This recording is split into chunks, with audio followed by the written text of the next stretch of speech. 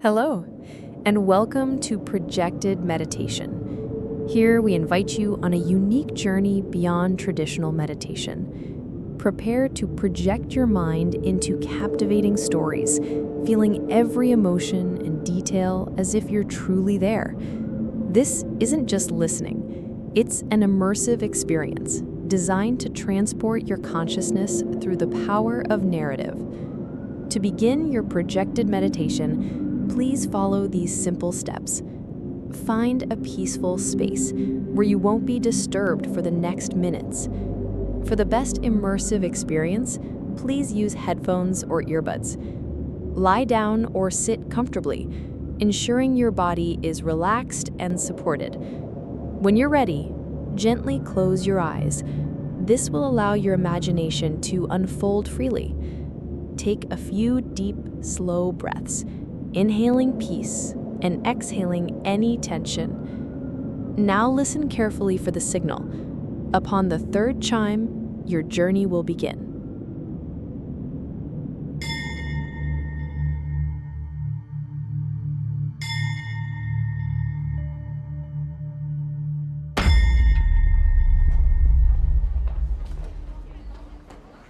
The sound began with a single sharp zing, a pure note of intention that sliced through the quiet sanctity of Elias's workshop. The sound was a command, a precise punctuation in the silence that had swallowed the distant city's roar. He held the small, wheel-tipped glass cutter with a practiced grace, its hardened steel a familiar extension of his will. For Elias, a stained glass artist in an early 20th century city just beginning to find its modern rhythm, his work was not a profession, but a quiet, rhythmic ceremony. His raw materials were chaos, shards of colored glass, broken and sharp-edged, a shimmering pile of past mistakes and forgotten windows. Yet in this jumble of fractured potential, he saw only a vast, silent symphony waiting to be composed. His hands, calloused and steady, moved with an unhurried confidence that belied the delicate nature of his work. His workshop was a world unto itself, a cathedral of light and color. One half of the space was a chaotic collection of shelves, groaning under the weight of glass of every shade and texture imaginable. The other half was his work table, a clean, ordered space where his tools lay in quiet, patient readiness. Elias was a solitary man by nature, but he had a constant, quiet companion, Clara, a young apprentice with a mind as bright as the glass she handled, but with a restless energy that often clashed with the patient rhythm of the craft. She saw the glass only as a final, perfect window, while Elias saw it as a journey of 1,000 tiny, deliberate steps. He would watch her movements, quick and a little impatient, as she sorted the glass, and he knew his first task was not to teach her the craft, but the reverence behind it. The sound of his work was a beautiful counter-melody to the city's distant noise.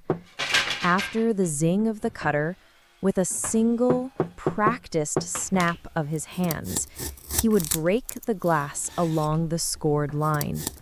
The sound, a crisp crack, was a punctuation mark of finality, a small victory over the material. He would then, with slow, deliberate movements, smooth the edges, his hands moving with gentle pressure over the cold, unyielding surface, and begin to wrap the delicate pieces in thin strips of copper foil. The tactile sensation of the cool glass, the smooth foil, the deliberate, patient pressure of his fingers. It was a form of meditation. His greatest project was the restoration of a great rose window for a local church, a piece so shattered and fragmented that it was more a pile of memory than a window. As he worked, he began to see his own life in the pieces. He had suffered a great loss years ago, a piece of his own life shattered. And he had come to this work to find a way to make a whole of the broken things. He taught Clara this, using the pieces as a metaphor.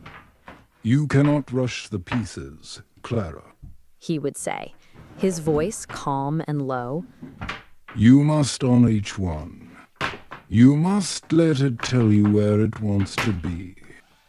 The cracks, the imperfections, they are not mistakes, they are the history. We do not hide them, we use them to create something new. Something beautiful, something stronger than it was before." Elias dedicated much of his life to art, and his work had transformed hundreds of environments with the most diverse compositions. Consequently, these environments also transformed the lives of the people who lived there. Elias knew that each piece of glass was meant to bring messages of hope to people. His admiration for his art and the potential for altruism it afforded him always buoyed Elias through any difficult moment. His work was a world of profound silence, punctuated by the sounds of his craft. He was not a hermit, though. Every day, a small, quiet woman named Mrs. Gable would appear at his door, a soft, familiar presence.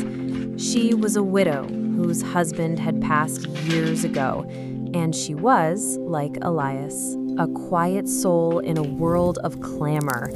She would simply set a thermos of hot tea on his table, offer him a small, kind smile, and leave. Her presence was a beautiful, unassuming part of his day, a moment of connection that was, in its own way, as important as the light that filled his workshop. Her kindness was like the solder he used to connect the pieces of glass, a subtle warmth that held his world together. As the days turned into weeks, the rose window began to take shape.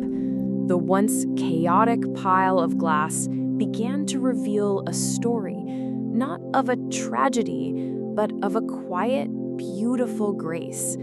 The sunlight, filtering through the workshop window, now danced on a new piece of art, filling the space with an ethereal light of crimson and gold. On the last day, as he soldered the final piece of glass into place, the sound of the city seemed to recede entirely, leaving only the profound, resonant silence of a project completed. He held the window up to the light, and a kaleidoscope of color exploded across the room. He realized that in the act of mending the broken pieces, he had, in a quiet, profound way, mended himself. He was no longer a man defined by a broken past. He was the weaver of light, a man who found his rhythm, his purpose, and his peace in the beautiful act of making a whole from the fragments of the world. As this narrative journey concludes, hold its tranquil peace and insights. Now slowly return, feeling refreshed. Gently open your eyes to your present moment.